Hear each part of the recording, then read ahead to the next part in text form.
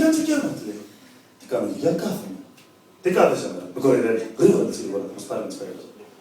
Καλέ, δεν κάνω τίποτα, κάθομαι. Μα ρε γυμνή, κάθεσαι. Θα με σουρδίσει, τι, δεν αντρέπεσαι ψύχα. Γρήγορα της.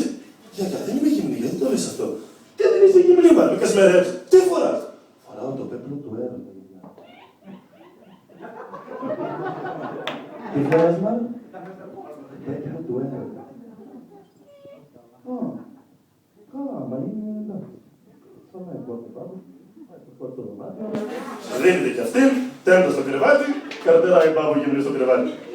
Μπαίνει μέσα ο πάπος, ο Μίκας, ανοίγει την πόρτα, κοιτάει. Στον ανοίγει την πόρτα. Τι φτιάχνεις μόνο εδώ, του λέει. Τι φτιάχνω, δεν ήταν κάθομαι.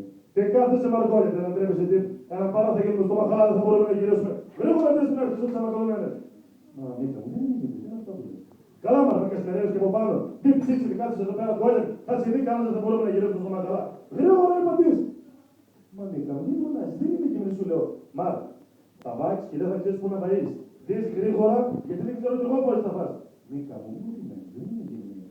Τι δεν είσαι γυμνή, τι φοράς, μα πέφτει τι φοράς. Φοράω το πέφτει του έρωτα. Τι φοράς, μα. Το πέπλο του έρωτα, λέει. Καλά. Να σου πω, μα, μήπως δεν το συντρέφω και θα πρώτα.